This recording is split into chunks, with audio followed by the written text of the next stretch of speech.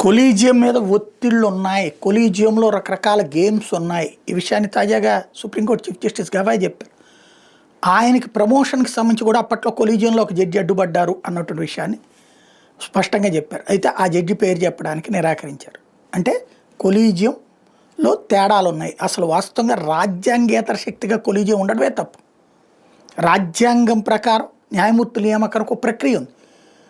రాజ్యాంగంలో ఏదైనా సరే మౌలిక స్వరూపం మార్చకూడదు అన్నటువంటిది ఏ కోర్టులు తీర్పులు ఇచ్చినాయి.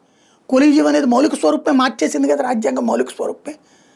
వాస్తవంగా న్యాయానికి అక్కడ అన్యాయం జరిగింది. కాకపోతే ప్రజలు మాత్రం రాజకీయ నాయకుల పట్ల, ప్రభుత్వాల పట్ల అపనమ్మకంతో ఉండటం జ్యుడిషియరీకి కలిసి వచ్చింది. దాన్ని అడ్డు పెట్టుకుని వాళ్ళని వాళ్ళు నియమించుకోవడం నడుస్తుంది. బట్ క్రమంగా అసంతృప్తి జ్వాలలు పెరుగుతున్నాయి.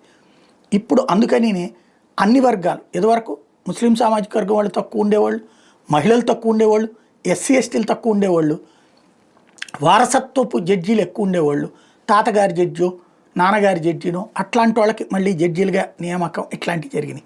వాటిని ఇప్పుడు కంట్రోల్ చేసే ప్రయత్నంతో పాటుగా అన్ని వర్గాలకు అవకాశాలు కల్పిస్తున్నాం అంటున్నారు గవాయ్.